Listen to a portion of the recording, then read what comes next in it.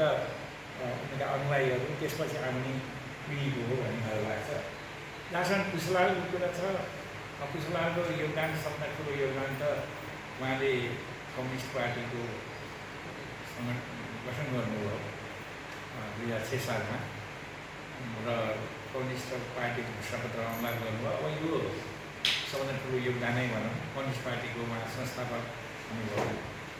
यो पुष्पलालको सित म पनि सम्बन्धित भएको हुनाले र यही कमरेडले भन्नुभयो मैले पनि पुष्पलाललाई कहिले त्याग गरेको भनेर। त्यस कारणले त्यही कुरामा केन्द्रित गरेर बोल्नुपर्ने आवश्यकता पर्यो। र पुष्पलाल म चाहिँ छात्र फेडरेसनको म चाहिँ मा सङ्गठित थिएँ। त्यो छात्र फेडरेसनको सङ्गठित भएपछि पार्टीमा आसामबाट, मेघालयबाट, शिलङबाट म प्रतिनिधित्व गर्थेँ र पछिल्लो चरणमा त्यो प्रवासको सङ्गठनको पनि र साथसाथै पार्टी कमिटी पनि म मुख्य भनेर पुगेको थिएँ। र पुष्पलालले धेरै नै मलाई विश्वास पनि गर्नुहुन्थ्यो र म पनि पुष्पलाललाई धेरै विश्वास गर्थेँ। र पुष्पलालसित सम्बन्धित हुने बेलामा के भयो भने रुसलाई सामाजिक साम्राज्यवाद भन्नुपर्छ भन्ने किसिमको आवाज आयो र त्यो आवाज चाहिँ पुष्पलालले त्यो भन्ने मान्छेलाई बिहा गर्नुहोस् न त, कसैले केही भन्यो भन्दैन हामी त्यसपछि किन जाने भन्ने मान्छेले तर्काउनु हो। र झापाली आन्दोलनलाई चाहिँ सकारात्मक रूपमा लिनुपर्छ भनेर त्यसलाई समर्थन गर्नुहोस् भन्दाखेरि पुष्पलालले झापाको स्मृति राम्रो छ तर त्यसरी हुँदैन, हाम्रो पार्टीमा आएर सङ्गठित भएर काम गर्नुपर्छ भनेर भन्नुभयो। र अब पुष्पलालको बेलामा चाहिँ चिनमा पनि सांस्कृतिक क्रान्ति भएको, यतातिर नक्सलाइट मुभमेन्ट चलेको, नेपालमा झापा आन्दोलन चलेको र यस्तो परिस्थितिमा पुष्पलालले नयाँ नयाँ खालका विचारहरू आउँदाखेरि नयाँ नयाँ कुराहरू आउँदाखेरि अब त्यो कुराको जवाब दिन सक्ने अवस्था रहेन, किनभने मान्छेहरूले गम्भीरतापूर्ण नसोचेर त्यो हावामा जाने जस्तो कुरा त्यहाँ भयो। र त्यस कारणले गर्दाखेरि पुष्पलालले सबैलाई कन्भिन्स गर्न सक्नु होला जस्तो मलाई लाग्छ। र अर्को कुरा पुष्पलाल विरोधी लहर पनि धेरै चल्यो र एकजना कमरेड अथवा प्रश्न नामै लिएर भन्दाखेरि मननाथ प्रसिद्धले हामी सेवामा थियौँ, उहाँले चिठी लेख्नुभयो। पुष्पलाल त्यतिखेर बिरामी हुनुहुन्थ्यो र यो पुष्पलाललाई कुनै प्रकार सहयोग नगर्नु होला, उनलाई सहयोग गर्नु भनेको साथलाई दुध पिलाउनु हो भनेर उहाँले चिठी लेख्नुभयो। अनि त्यो चिठी प्राप्त भएपछि धेरैजसो साथीहरू जो कि लुम्बिनी अञ्चल, खास गरेर अर्घाखाँची, लुम्बिनी तिनीहरूका धेरै साथीहरू मननाथ प्रसिद्धको बढी समर्थक भएको कारणले पुष्पलाललाई कुनै पनि प्रकारको सहयोग गर्न हुँदैन भन्ने किसिमको कुरा आयो। म त्यो कुरा भन्न पर्ने र गर्न पर्दैन भन्ने कुरामा म एक्लै चाहिँ पुष्पलालको समर्थक नै रहिरहेको थिएँ र म मननाथ प्रसिद्धहरू यद्यपि हामी एउटै सङ्गठनमा थियौँ, साहित्यिक मोर्चामा, सांस्कृतिक मोर्चामा, तर पनि मैले मननाथ प्रसिद्धका कुरा, जिल्लाको आशा कुरालाई मैले स्वीकार गरेँ। र त्यहाँ चाहिँ मैले त्यहाँका साथीहरूलाई एक थरी साथीहरू लाग्दै मननाथ प्रसिद्धले भनेर पुष्पलाललाई गद्दार भन्ने हिँडिहाल्नुभयो। अब मैले चाहिँ के तर्क दिएँ भने यदि चाहिँ पुष्पलाल गल्ती छन् भने मननाथ प्रसिद्ध सही छ भन्ने केही ग्यारेन्टी छ र नेपालमा अरू पनि छन्, झापालीहरू पनि छन्, ती सबैलाई भेटौँ, नेपालमा अरू कम्युनिस्ट पार्टी मनोविक्रमहरू छन्, सबैलाई भेटौँ, बुझौँ कसरी छ भन्दै मैले ठाउँठाउँमा आधा जति साथीहरूलाई भेट ठाउँठाउँमा राखेँ, आधा चाहिँ भत्तै अब पुष्पलाल गद्दार भन्ने कुरामा जानुभयो। र मैले अन्तिम बेलासम्म पुष्पलाललाई समर्थन गरेर मलाई पुष्पलालको पुच्छलो भन्ने किसिमको आरोप पनि मलाई आइरहेको थियो। र त्यसपछि अब अलिअलि पुष्पलालको सित अलिक असन्तुष्ट भइसकेपछि म बनारस जान छोडेको थिएँ र पुष्पलालले एउटा चिठी लेख्नुभएको थियो कि तपाईँ एकपल्ट बनारसमा आउनुहोस् र संसारमा कुनै यस्तो समस्या छैन जो कि छलफल गरेर हल गर्न नसकियोस्। उहाँले लेखेको चिठी अझ मसित छ, संसारमा कुनै यस्तो समस्या छैन जो आपसी परामर्शद्वारा छलफल गरेर हल गर्न नसकियोस्, तपाईँ एकपल्ट बनारस आउनुहोस् भन्ने चिठी लेख्नुभएको त्यो चिठीमा छ, अझ नै छ। र त्यसपछि अब हामीहरू बनारसमा गुवाहाटीमा चाहिँ त्यतिखेर गोपाल साक्य भन्ने जेल ब्रेक गरेर तिनी चाहिँ जेल ब्रेकमा परेन, नखु जेल ब्रेकमा तिनी चाहिँ विक्रम थापाले पनि सङ्गठित भएर काम गर्नुभयो। उहाँको असिनाम बास थियो, बास के अरे गोपाल साके र गोपाल साके चाहिँ गुवाहाटी गएको बेलामा त्यहाँ कमरेडहरू त्यहाँ गुवाहाटी पनि हाम्रो सङ्गठन थियो भेटेछ। भेटेर उनले मलाई सिलङबाट बोलायो, म सिलङबाट गुवाहाटी जाएँ। झरेपछि गोपाल साकेले मलाई के भन्नुभयो भने तपाईँ त अहिलेसम्म कुशलालाई छोड्नु भएको छैन, कुशलाल भनेको गद्दार हो। र उहाँले एउटा उदाहरण दिनुभयो कि चारु मजादारले डाङ्गेको फोटो तल झारेर पाइताले कुल्चेर जबसम्म हामीले संसदवादलाई यसरी घृणा गर्दैनौँ तबसम्म क्रान्ति गर्न सक्दैनौँ भनेर चारु मजादारले डाङ्गेको फोटोलाई पाइताले पुस्नुभएको थियो। कुशलाल पनि त्यस्तै गद्दार हो, त्यसलाई घृणा नगरिकन पाइताले नकुल्चिकन हामी अगाडि बढ्न सक्दैनौँ। मसित झापा के अरे नक्सलाइट आन्दोलनले 8वटा ऐतिहासिक दस्तावेजहरू छन्। ती दस्तावेज मसित ल्याएको छु। त्यो दस्तावेज तपाईँलाई दिनको लागि तपाईँले पहिला कुशलाललाई विरोध गर्नुपर्छ। कुशलाललाई जबसम्म तपाईँ विद्रोह गरेर आउनुहुन्न, कुशलाललाई विरोध नगरिकन त्यो किताब त्यसलाई छुने अधिकार पनि तपाईँलाई हुन्न। त्यस्तो किसिमको कुशलालमा रहने गद्दारहरूलाई त्यो पुस्तक हामीले छुन पनि दिन्न। तपाईँले यदि त्यो पुस्तक अध्ययन गर्न चाहनुहुन्छ भने, तपाईँ पनि यो कुरा बुझ्न चाहनुहुन्छ भने कुशलाललाई तपाईँले विरोध गरेर विद्रोह गरेर आउनुहोस्, अनि मात्रै म तपाईँलाई पुस्तक दिन्छु भनेर गोपाल साके इतिहास तपाईँलाई थाहा छ, मन्त्री भयो केही भयो कि कहाँ पुग्यो अहिले कहाँ छ त्यो सबैलाई थाहा भएकै कुरा हो। उसले त्यसो भनेपछि मैले सानो कागजमा म कुशलालप्रति विद्रोह गर्छु भनेर छोडेको थिएन। त्यो देखाएपछि सही गरेर देखाएपछि बल्ल मलाई त्यो पुस्तकहरू मलाई पढ्न दिनुभएको थियो। यसरी मैले कुशलाललाई छोडेको हो, कुशलाललाई परित्याग गरेको उहाँले यो भन्नुभयो। अब के हुन्छ भने मान्छेको मूल्याङ्कन पटक पटक भइरहन्छ इतिहासमा। राम्रो भनेको मान्छे पछि गएर खराब पनि ठहरिन सक्छ, खराब भनेको मान्छे पछि गएर राम्रो पनि हुन्छ। मान्छेको मूल्याङ्कन एकपटक मात्रै हुँदैन, पटक पटक हुन्छ र पटक पटक मूल्याङ्कन भएर खर उत्रेको मान्छे मात्रै असल मान्छे ठहरिन्छ। आज कसैलाई हामीले प्रशंसा गऱ्यो भने भोलि हामी जाँदाखेरि आलोचना पनि गर्न सक्छौँ। कुशलालको हिजो जसले धुमधामसँग, जस्तै अब मदान बस्यो मैले नामै दिएँ, कुशलाललाई सहयोग गर्नु जतिखेर उनी बिरामी पनि पर्नुभएको थियो। सहयोग गर्नु भनेको साँपलाई विष पिलाउनु भन्ने मनाक बसिले त्यो भनेको कुराहरू उहाँले आलोचना अहिले गर्नु चाहिँ गर्नुहुन्न, तर कुशलालको प्रशंसक उहाँ अहिले हुनुभएको छ जस्तो मलाई लाग्छ। त्यसकारण कुशलालको जीवनकालमा धेरै विरोधको पनि सामना उहाँले गर्नुभयो र पनि उहाँ चाहिँ आफ्नो विचारमा दिइरहनु भयो। कुशलालका कतिपय कुराहरू स्मरण गर्दाखेरि कुशलालले 300को सिद्धान्त निकाल्नुभएको थियो। त्यो 300 भनेको के भन्दाखेरि उहाँले भन्नुहुन्थ्यो, पहिला हामीले चाहिँ के गर्नुपर्छ भने सङ्घर्ष गर्नुपर्छ। सङ्घर्षमा मान्छेहरूलाई घुमिन्छन्, ती सङ्घर्षमा घुमिएका मान्छेहरूलाई हामीले चाहिँ सङ्गठित गर्नुपर्छ र सङ्गठित गरिसकेपछि सैद्धान्तिकरण गर्नुपर्छ। लास्टमा गएर सैद्धान्तिकरण गरेपछि बल्ल तिनीहरू दिगो रहन्छ।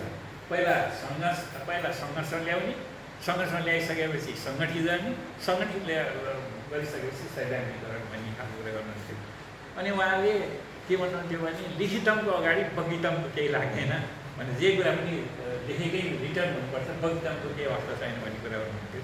र अर्को उहाँले के भन्नुहुन्थ्यो भने हामीहरूले विरोधीहरूका चाहिँ दस्तावेज र हाम्रा दस्तावेज एकैसाथमा राखेर पढ्नुपर्छ। दस्तावेजको अध्ययन कसरी गर्ने भन्ने सम्बन्धमा हामीले विरोधीका मात्रै कुरा सुन्छौँ, आफ्ना पढ्दैनौँ, आफ्ना पढ्छौँ, विरोधीका कुराहरूलाई अध्ययन गर्दैनौँ। दुइटैका साथमा राखेर अध्ययन गर्नुपर्छ भन्ने खालको कुरा उहाँले गर्नुहुन्थ्यो। र साथसाथै उहाँले चाहिँ यो व्यवहारवादी जो भन्नुभयो नि, उहाँले चाहिँ हरेक कुराको के गर्नुहुन्थ्यो भने त्यसलाई सिद्धान्तिकरण, सैद्धान्तिक हरेक कुरा घटना घटेपछि त्यसलाई सैद्धान्तिकरण गरेर त्यसलाई यसरी चाहिँ लागू गर्नुपर्छ भन्ने खालको कुरा गर्नुहुन्थ्यो। र उहाँ चाहिँ हामीले बुझेअनुसार उहाँ चाहिँ एकदम कष्टकर जीवन बिताउनुभयो। मलाई नेपाल कम्युनिस्ट, अहिले अब नेपाल कम्युनिस्ट भनेर हामीले जसलाई भन्छौँ, अब उनीहरू चाहिँ हारिसन भवनमा बस्छन्, उनीहरूलाई चाहिँ महाकारी होटलमा खान्छन्, तर कुशलाललाई कोही दिन्छन् भोगै बस्नुभयो। यताबाट गएका चाहिँ कोही पैसा दिए भने चियाहरू पनि खान पाउँदा उहाँ खुसी हुनुहुन्थ्यो। अझ सानो गिलास भन्दा ठुलो गिलासमा चिया दियो भने उहाँलाई बढी खुसी हुनुहुन्थ्यो। चिया उहाँ निकै प्रिय चिज थियो उहाँको। र उहाँलाई चाहिँ कोही दिनसम्म खाना पनि समस्या हुन्थ्यो। त्यसरी कष्टकर जीवन बिताएर उहाँ त्यसरी पार्टीलाई काम गर्नुहुन्थ्यो। र अर्को कुरा म यहाँ एउटा कुरा पनि उल्लेख गर्न चाहन्छु। कुशलाललाई मैले म त्यतिखेर शिलाङमा थिएँ र जसरी उहाँलाई शिलाङमा पुर्याउनु पर्छ भन्ने मेरो चाहिँ निकै इच्छा थियो र मैले धेरै पुस्तकहरूलाई तपाईँ एकपल्ट जानुपर्छ गुवाहाटी शिलङ त्यहाँका साथीहरूले तपाईँलाई हेर्न चाहनुहुन्छ त्यसले तपाईँ त्यहाँ जाने भने प्रभाव पनि राम्रो पर्छ हामीलाई पार्टी सङ्गठन पनि विस्तार गर्न सकिन्छ भनेर धेरै अनुरोध गरेपछि उहाँ कलकत्ता गएको बेलामा म अब शिलङ आउने भएँ भनेर पत्र पठाउनु भयो त्यसपछि त्यहाँ प्रधान गोपीनारायण प्रधान हुनुहुन्थ्यो उहाँ मेरो हामीहरू निकै नजिकको मान्छे हुनुहुन्थ्यो उहाँ चाहिँ कम्युनिस्ट त हुनुहुन्थेन उहाँ भारतीय नेपाली तर हामीहरूको प्रति सहानुभूति राख्ने मान्छे हुनुहुन्थ्यो उहाँ मात्रै एकजना यस्तो मान्छे हुन्थ्यो जसले यो कम्युनिस्ट हुन् भनेर पनि नेपालको कम्युनिस्ट राजनीति गर्छन् भनेर पनि हामीसित हिँड्नुहुन्थ्यो र सहयोग गर्नुहुन्थ्यो र उहाँले एक दिन मलाई के भन्नुभबाट भने त्यो सेन्ट एन्थनी कलेज नजिक भेट्दाखेरि भाइ पुष्पलाल चाहिँ आएन यहाँ पुष्पलाल आउने कुरा छ हामीले पुष्पलाललाई हामीले चाहिँ त्यहाँ सार्वजनिक गरेका थिएनौँ कसैलाई बताएका थिएनौँ पुष्पलाल यहाँ आउँछन् भन्यो भने हामीलाई काम गर्न गाह्रो हुन्छ यिनले नेपालको राजनीति गर्छन् भनेर त्यहाँ स्थानीय मान्छेहरूले विरोध गर्छन् भनेर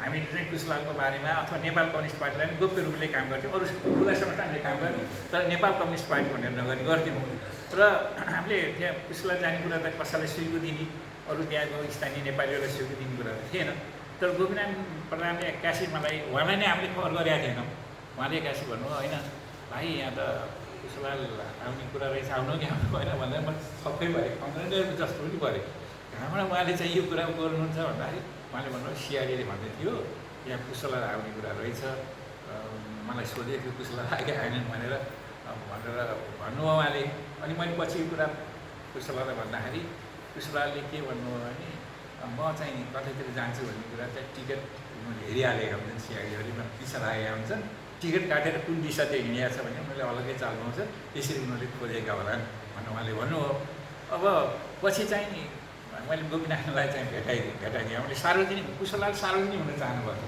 म यहाँको नेताहरूलाई नि भेट्छु म यहाँ बोल्छु भन्नुभएको थियो तर हामीले तपाईँले त्यसरी गर्नुभयो भने हामीलाई काम गर्न गाह्रो हुन्छ भने हामीले सार्वजनिक हुन दिएनौँ अहिले मलाई सार्वजनिक हुन दिएको भए कति राम्रो हुन्थ्यो भन्ने मलाई लाग्छ र उहाँलाई हामीले चाहिँ नाटकहरूमा हरेक कार्यक्रममा त लग्यौँ पिकनिकहरू पनि लग्यौँ हामीले चाहिँ उहाँलाई जोआई भन्ने ठाउँ घुमायौँ चेरापुन्जीहरू घुमायौँ चारैतिर घुमायौँ तर सार्वजनिक रूपले त्यहाँको नेपालीहरूलाई हामीले चिनाएको गोपीनारायण प्रधानलाई मात्रै र गोपीनारायण प्रधानसित कुराकानी गरिसकेपछि उहाँ चाहिँ यति प्रभावित हुनुभयो कि अब म चाहिँ तपाईँ कम्युनिस्ट पार्टीको नेता भनेर म डराउन्न म तपाईँलाई हातमा हात मिलाएर खुला सडकमा हिँड्न सक्छु भनेर उहाँ हिम्मत गर्नुभयो उहाँको कुरा सुन्नु प्रभावित हुनुभयो र पछि गएर उहाँले के गर्नुभयो भने पछि गएर उहाँले चाहिँ आफ्नो घरमा भात खाउन पनि बोलाउनु भयो परिवारसित परिचय गराउनु भयो र गुवाहाटी उहाँ झरिसकेपछि कलकत्तामा चाहिँ के भएछ भने पुष्पलालले एकजना लाइब्रेरीमा एकजना आसामिज प्रोफेसर रहेछन् तिनलाई देख्नुभएछ नेपाली जस्तो मानेर नजिक जानुभएछ त्यो प्रोफेसरले पनि उनलाई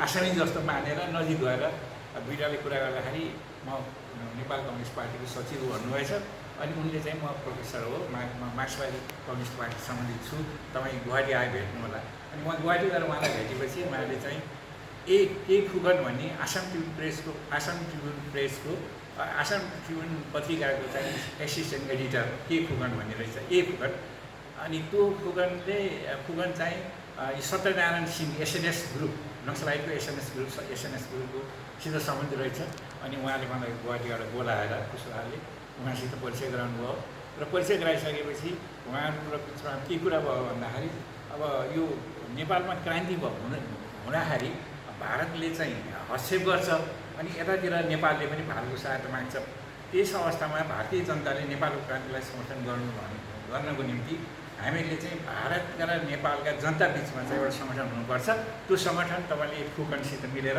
तपाईँले निर्माण गर्नुहोस् भनेर त्यो सङ्गठनको विधान सबै कुरा बनाएको स्थिति थियो र त्यो पुष्पलालले बोलाएर उनी बनासम्म पनि पुगेका थिए अनि पुष्पलाल कति प्रभाव थियो भन्ने कुरा मैले बताउनु खोजेको अनि त्यसै बेलामा पुष्पलालले चाहिँ गुवाहाटी युनिभर्सिटीको हेड अफ डिपार्टमेन्ट लाई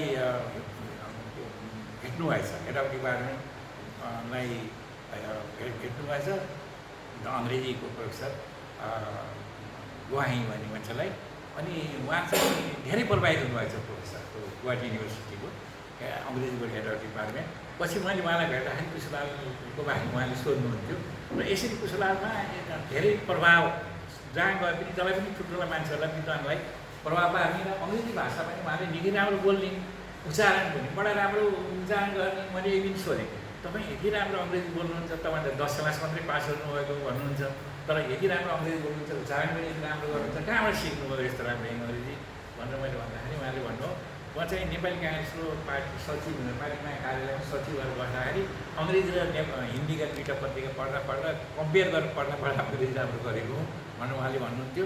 र उहाँले मलाई कतिपय चिठी 15-16 कति चिठी छन् त्यो नेपाली र कोही अङ्ग्रेजीमा छ।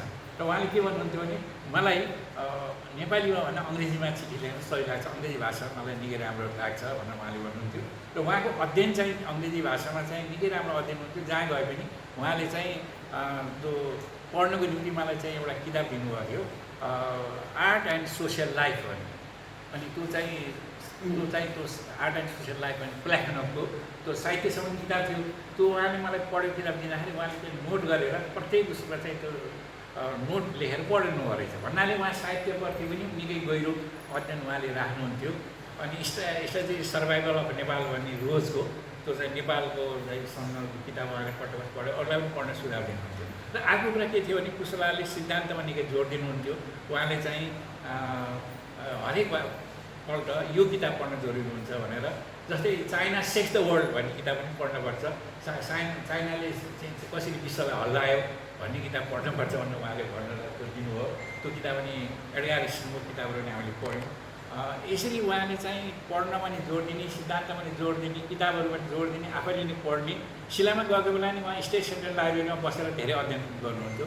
यस्तो किसिमको चाहिँ व्यक्ति हुनुहुन्थ्यो। तर आजभोलि चाहिँ नेताहरू चाहिँ किताबहरूदेखि परै दूर भागिने, किताबहरूको नामै नलिने त्यस्तो किसिमको अवस्था छ।